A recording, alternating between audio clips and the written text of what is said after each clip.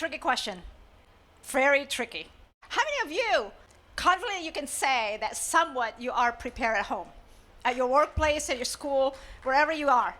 How many of you have those emergency plans? Better yet, beyond the foods, and I know I talked to several of you out here today, and they said, yeah, we have the foods, we have the water, but beyond that, I'm talking about the evacuation plan. I'm talking about the map. Yes, we do have to have a map of where you live, where you work. You know, you gotta have to know all of this within 5 miles radius and 10 miles radius, you know, just in case if you need to do this, right? You need to go there. I'm talking about emergency places. I'm talking about where is your nearest hospital? Where is your nearest shelter? If you're a pet owner, many of you are that I met here today, where is the animal shelter, the closest one?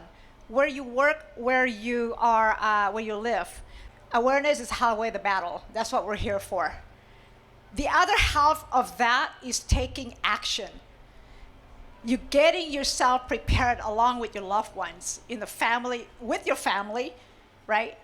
Your colleagues, your coworkers at your work, your students, you know, your colleagues, your friends at school, your business, to stay prepared for any potential disasters. Because Mother Nature, she comes around, next whims, no one can predict, right? Most of them.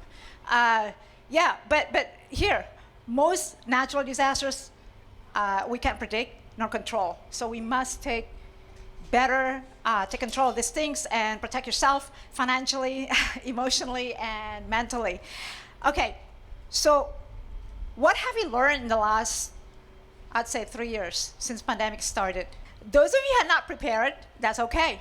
That is normal. That's why we're here.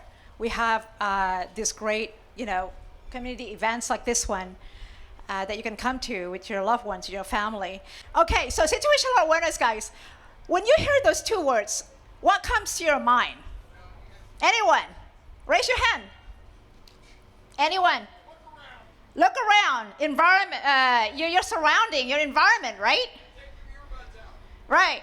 When you come in today, you should already prepare mentally.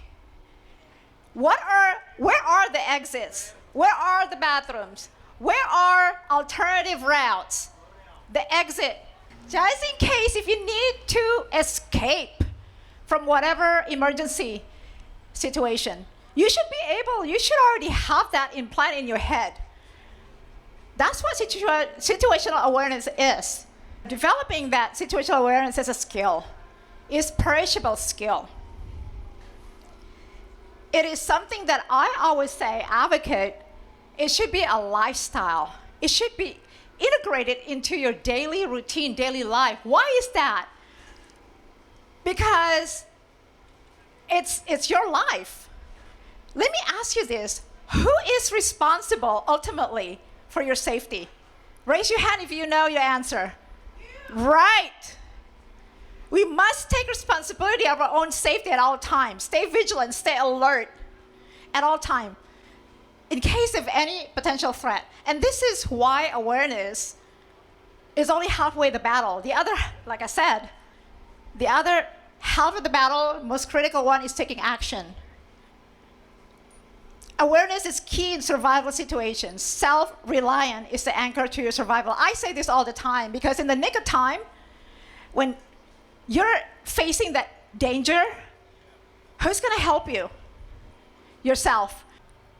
With that said, I want you guys to already have the exit plans, that, you know, knowing where the exits in this open space. Look out for this exit, alternative routes everywhere. Be sure you have your plan B contingency plans that you are always aware constantly. Now, how many of you already know where you live, where you work, your nearest hospital, your nearest emergency places? Fire station. Yes, I see a lot of hands. I am so proud of you guys. I am so proud because, like I said, self-reliant is really the anchor to your survival. This is very critical, guys. Those of you who had survived the Northridge earthquake back in 1994, know exactly what I'm talking about. You gotta have to know your alternative routes, just in case if that 405 freeway, every day that you take it, drop your kids to school, from school, are no longer available, that you need to know. In other words, what I'm saying is that the main obstacles to achieving good situational awareness are apathy, complacency, and denial. Developing this situational awareness is definitely a skill. It is teachable, yes. It is learnable, definitely. It is an important self-defense skill. No, I'm not talking about Kung Fu or, Chuck Norris and all of that. He wins. Situational awareness is self-awareness. Situational awareness, it is perishable skill. You must apply and feed this, ingrain it into your brain system every single day, whenever you can. You have the opportunity to do this on your own. Why is that? Because you want to develop that muscle memory. Why is that, Nicky? Because that repetition will develop muscle memory, and that muscle memory will foster your confidence in case if you need to apply that. By using your body as a weapon system. That's all you got. Your mind, right? Learning situational awareness is one of the most important skills that you can learn in life. Why is that? Because your brain is super calculator, capable of analyzing so many things, multiple scenarios. Look at around you right now. Reactions, hypothetical, and all you do is just look at these mental cues and analyze it. But here's my caveat to SA, situational awareness. Just by being aware of your element, of your surroundings, your environment, will not stop that situation, but it will give you an advantage. All right? Those who are not. Situational awareness is an important skill to learn and practice. Your awareness skill will deteriorate, just like any other skills, any other ability. And it's important that you have to train continuously. The great point about practicing the situational awareness is truly a simple thing to do. It requires you to change the way you think, you see, and you observe. And you can practice this while you go about your normal day, normal life.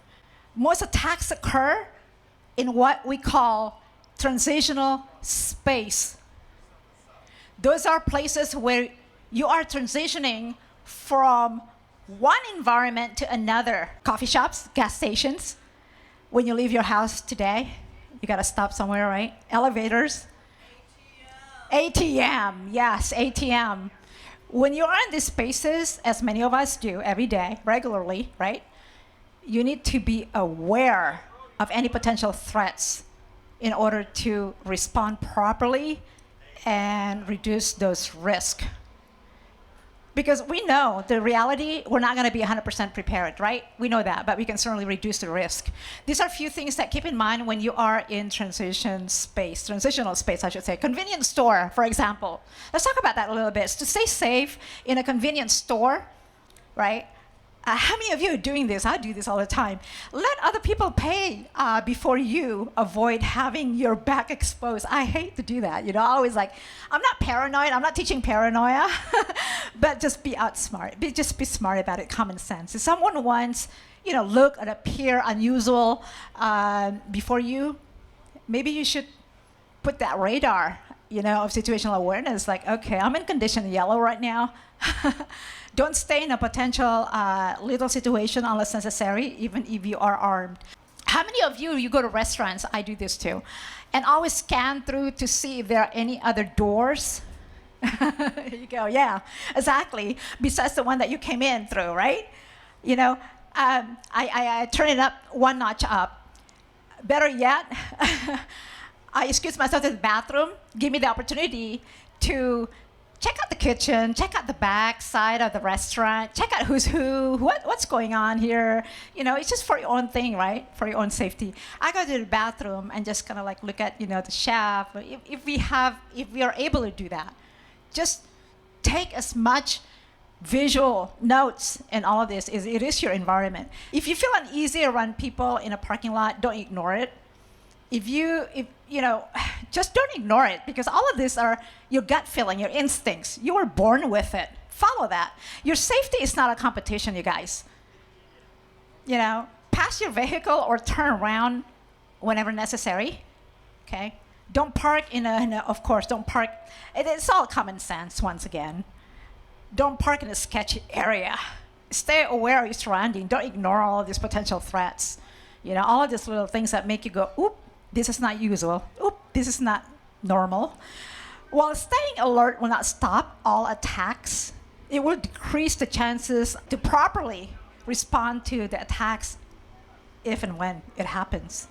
You should be ready with that. In other words, stay alert to decrease chances of attack and respond effectively whenever necessary.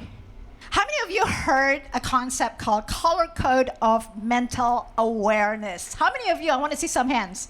The concept of color codes of mental awareness was originally put forth by a Marine Colonel, Jeff Cooper. Each color code corresponds to the amount of danger to which they're exposed to at a given time. So this refers to your current state of mind and your willingness to take action regardless if this is a real threat or imagined threat, to get you on your toes. Color codes are broken down into 5 colors: white, yellow, orange, red, and black. Each color represents this willingness of you to take action. All right, so Nicky, how do we start applying and practicing this situational awareness? All right, I'm gonna go really quickly here. There are some simple exercises to practice your situational awareness. Scan. First one is scan, guys. Let's do this together. If you're with me right now, scan and take visual notes of your surroundings. Expand your fields of vision. They say fields of vision is about 114 degrees, right? That's not 360, so guess what? You have to do the rest. Expand your field of vision by scanning and taking visual notes of your surroundings right now in this campus. Gorgeous day today, right? Tunnel vision won't cut it for self-defense.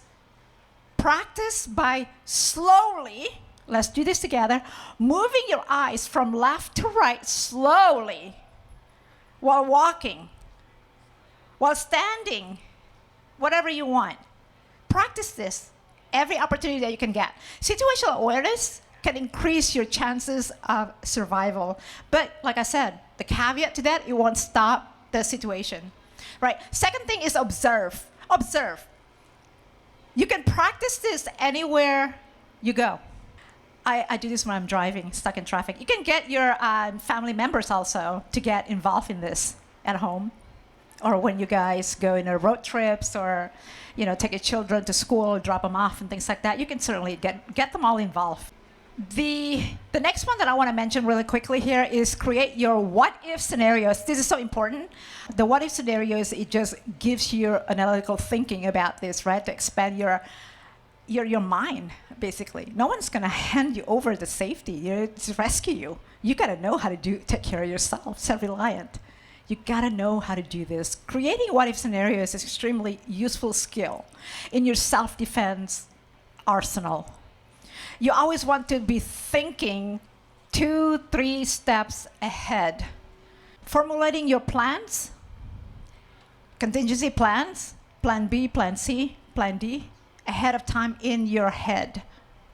That's why I mentioned about the brain. That's why I mentioned about the mindset. That's why I mentioned about the mind. Use that. That is your power, your thinking, instinct, your gut feeling. Follow that. You were born with it. God has given you. Again, I'm not talking about being paranoid here at all. I'm talking about getting simply in the proactive mindset. When you do go home today, I really want you to communicate these things that you learned today at this event to your loved ones and start practicing today. This may save your lives, okay? A whole lot of common sense, Something that we all need to be reunited these days, guys, unfortunately. I will leave you with this quote. All right, I'll let you go back to this great life-saving event. One of my favorites of all time. Safety is something that happens between your ears, not something that you hold in your hands. Who knows who said this in the quote? Jeff Cooper, my favorite guy. Yeah, he used all of this color-coded mental awareness in a combat training military. But we certainly, civilians, can apply this as well to save our lives. Okay, everyone, this is all I have for right now. I hope you have the best takeaways when you leave here. And start and continue your preparedness and safety journey.